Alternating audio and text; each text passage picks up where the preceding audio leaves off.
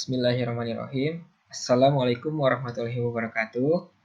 Saya di sini perwakilan dari kelompok saya ingin mempresentasikan tentang PPT multimedia saya dengan tema travel.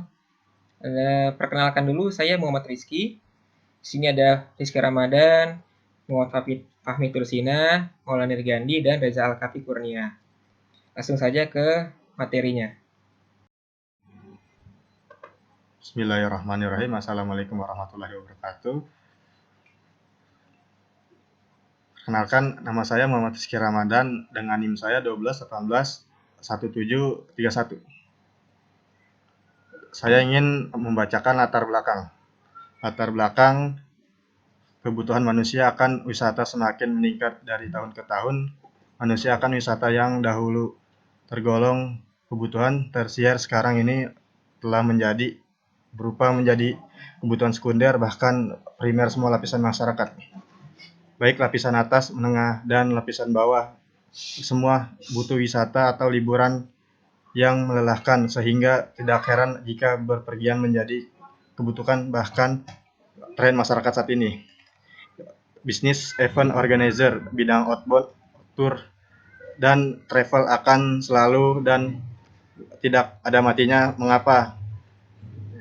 Dikarenakan dunia wisata dan liburan sudah menjadi kebutuhan wajib masyarakat, dan kenyataan tersebut membuat banyak orang membutuhkan liburan yang sering dilakukan. Fakta ini diperkuat dengan adanya kenyataan bahwa selalu ada orang yang berpergian di luar negeri atau perjalanan domestik, maka bisnis ini akan selalu ada. Dan di kalangan pelaku usaha menilai bahkan prospek sektor industri di pariwisata di Indonesia sangat menjanjikan. Salah satu indikatornya adalah kestabilan perekonomian Indonesia yang terus tumbuh setiap tahun. Pertumbuhan ekonomi yang menggembirakan ini dapat meningkatkan kualitas hidup masyarakat, jumlah masyarakat, dan kelas menengah berubah menjadi golongan masyarakat ini adalah konsumen dominan bagi bisnis event organizer, outbound tour, dan di travel. Ditambahkan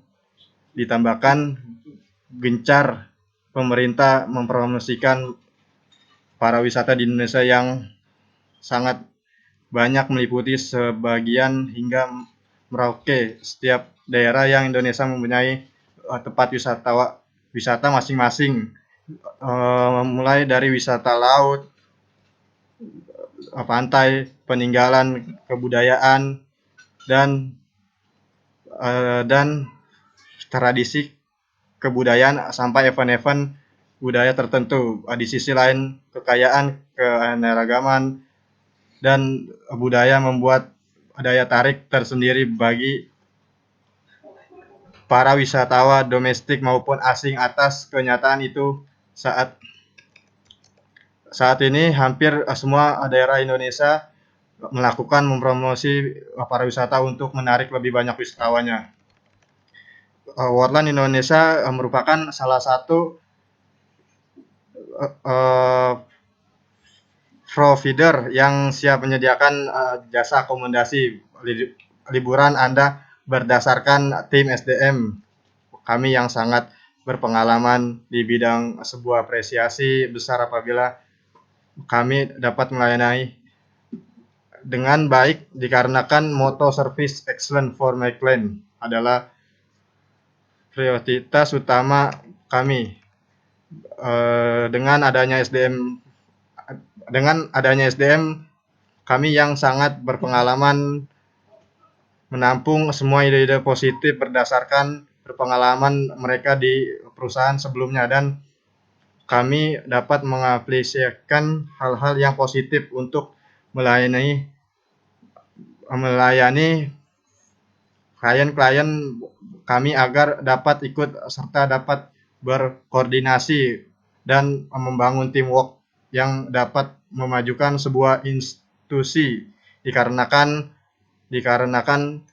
Tanpa pondasi yang kuat, sebuah institusi akan mudah goyah diterap angin persaingan yang sangat kuat dalam dunia bisnis.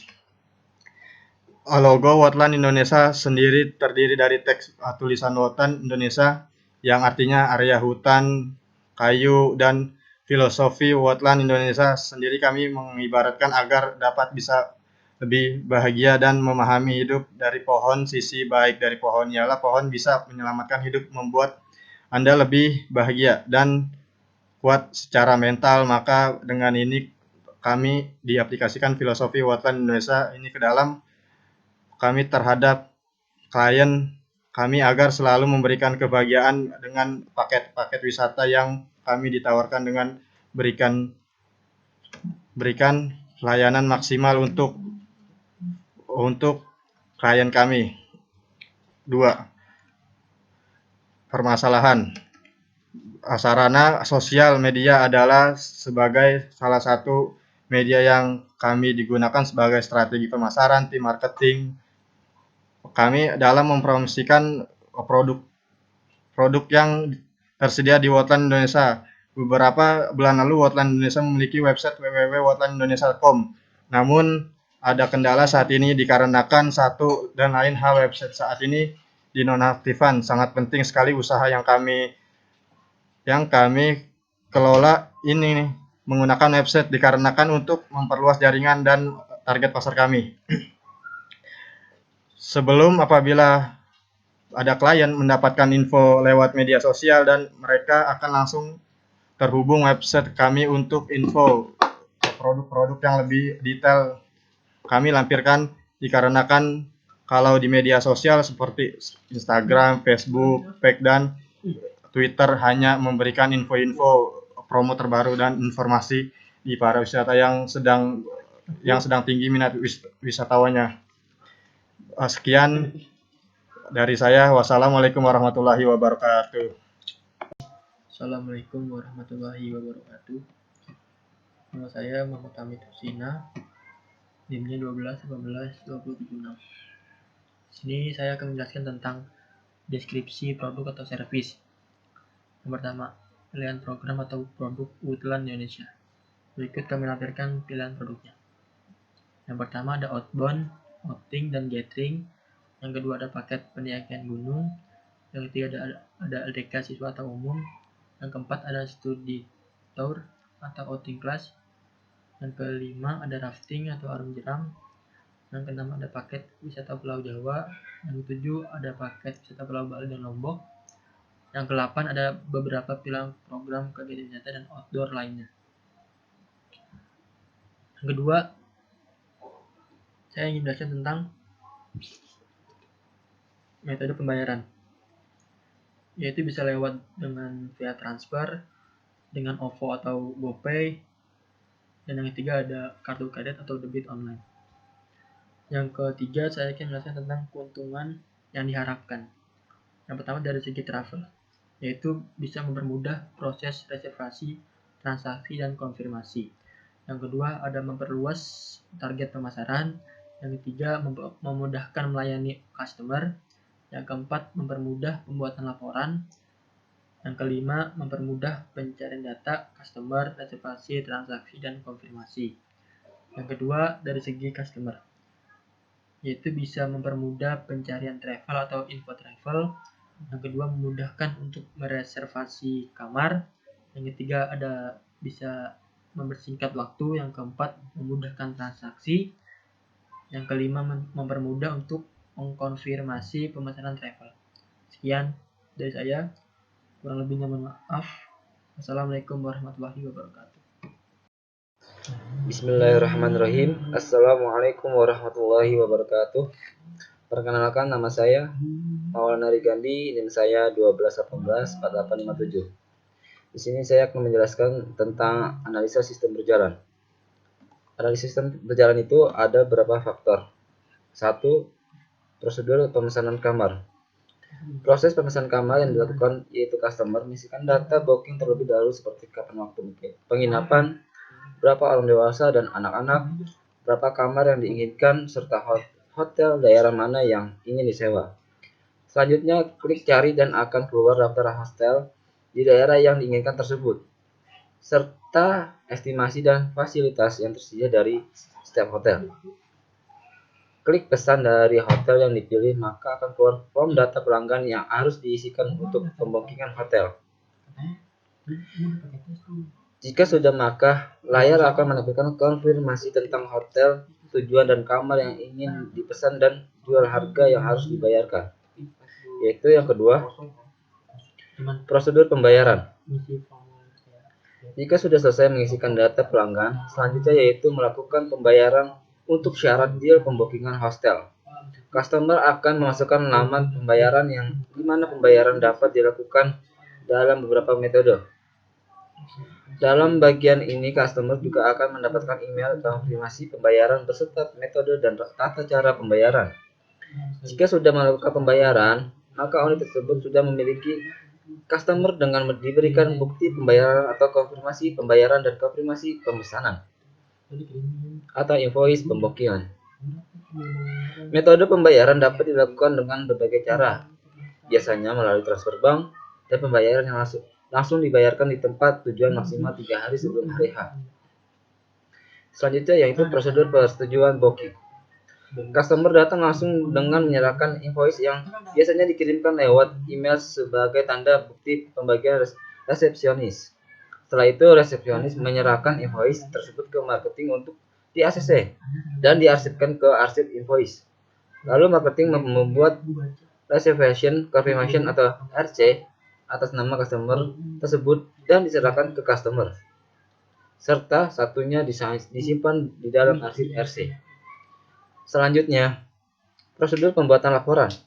Setelah transaksi selesai, marketing membuat laporan berdasarkan data yang ada di arsip invoice. Lalu laporan penyewaan tersebut diserahkan kepada manajer. Selanjutnya di sini ada spesifikasi file. Di sini saya akan menjelaskan beberapa spesifikasi filenya, yaitu satu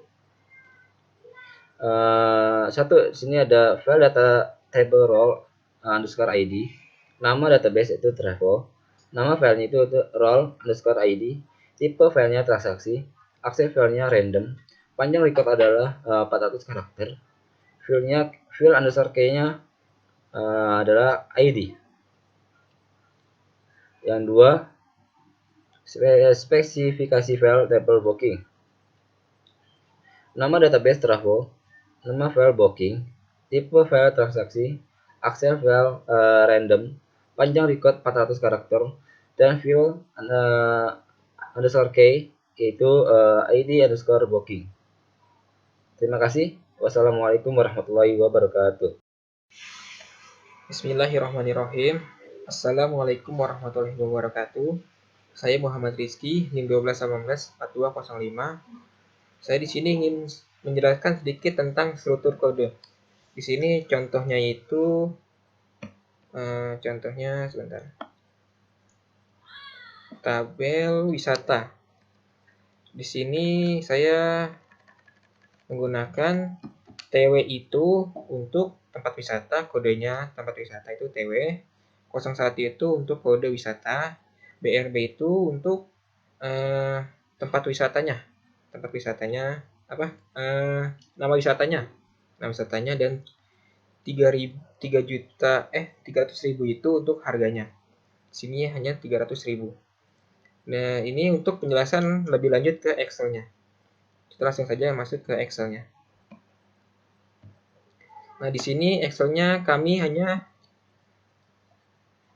membuat listnya, list harga, list kegiatan, dan transaksinya saja. Di sini bisa dilihat ada paket list, paket 1 hari, di sini kode wisatanya ada, seperti yang saya jelaskan tadi, kode wisatanya 1H, strip 001, tepatnya Purwokerto Cibubur sampai dengan Jakarta Timur atau Jakarta Timur. Nah, wisatanya itu Bumi Perkemahan Cibubur, harga per orang itu 390.000. Ini untuk list-listnya saja. Untuk list-listnya saja. Lalu kita lanjut ke list kegiatannya. Di list kegiatan ini kami menambahkan biaya tambahan atau opsional dan juga rafting arung jeram minimal 30 peserta. Di sini seperti tadi ada kode kegiatan, nomor, item, harga, dan satuan. Di sini contohnya adalah PP01 strip 33.600 itu. Itemnya itu bus pariwisata ACC 59 harga 3.600.000.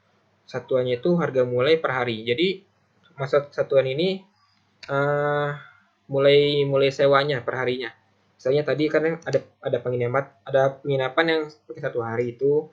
Jadi orang itu kan minat 1 hari aja. Jadi di sini per hari itu dia cuma bayar 3.600.000. Misalnya 2 hari beda lagi bayarnya seperti itu. Di sini ada paket rafting atau arung jeram. Seperti tadi ada kode rafting, sungai, trek, durasi, biaya per orang. Di sini kode raftingnya contohnya R001 itu untuk sungainya di Cicati di Sukabumi. Treknya kurang lebih 9 km, durasinya kurang lebih 2 jam. Biaya per orangnya itu 280.000. Di sini kita langsung ke transaksinya. Di sini kami memberikan 3 contoh transaksinya ya. Transaksi yang pertama itu kode wisatanya, misalnya S1H004. Nama wisatanya Taman Wiladatika Cibubur, harga per orangnya 380.000. Di sini kan jumlah orangnya 12 orang ya. Jadi nanti dikalikan per harga orangnya ini. Di sini dia juga memesan biaya tambahan yaitu BP 01 3.600 yang tadi ini untuk bisnya, dan PBG ini 1360 itu untuk sebentar. PBG itu untuk paintball games. Paintball games, jadi dia memesan paintball games juga. Di sini satuannya kan tadi ada ya, misal 1 hari berapa gitu. Lanjut saja langsung ke dia di sini tidak memesan rafting ya. Hanya memesan tadi biaya tambahan. Jadi total harganya 5.540.000. Kenapa bisa sebesar itu? Ini biaya tambahan ini harganya kan BP01 3.600 1 harinya itu 3.600.000 dan PBG itu 130 per kepala ya. Jadi kan di sini ada 12 orang dikali 12 kepala kan satunya 130.000.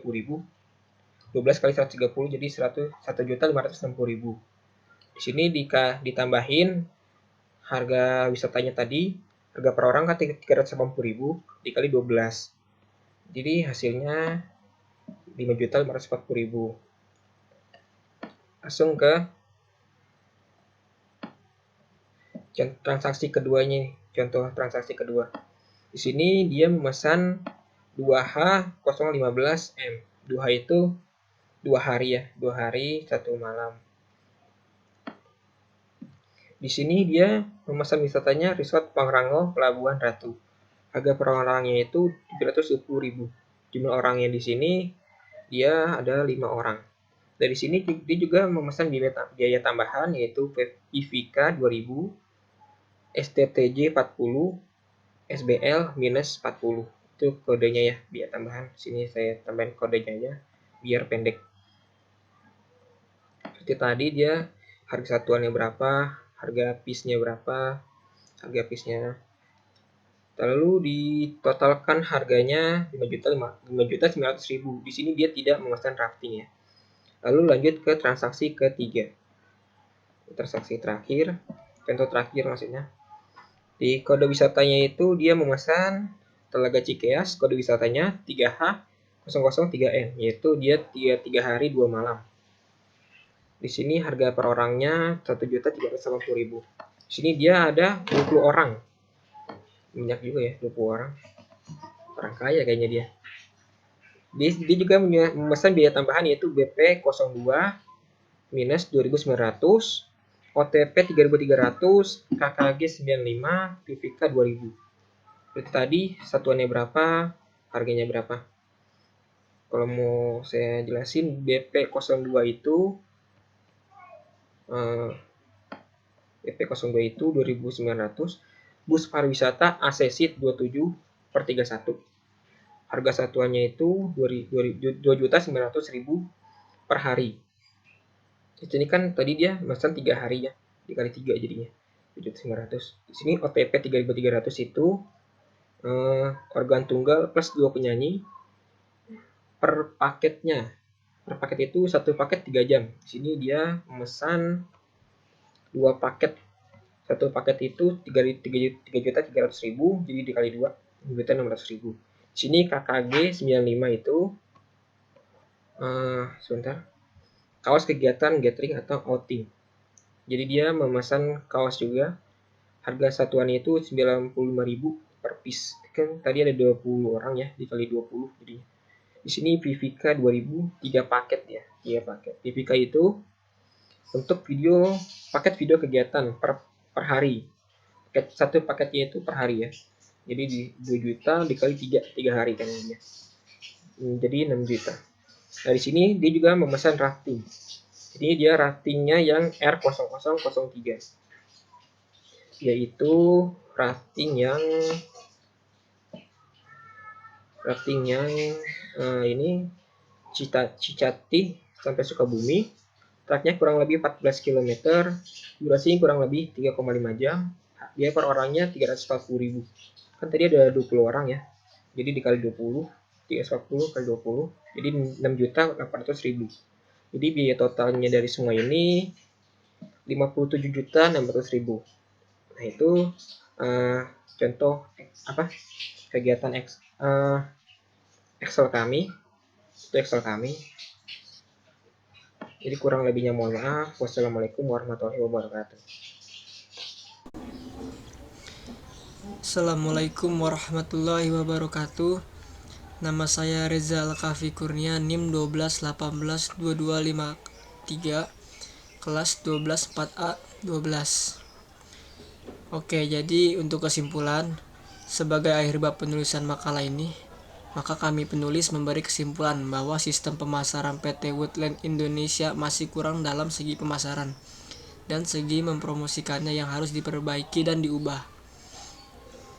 Dalam segi pemasarannya masih kurang luas, sehingga masih banyak orang yang belum mengetahui jasa travel ini.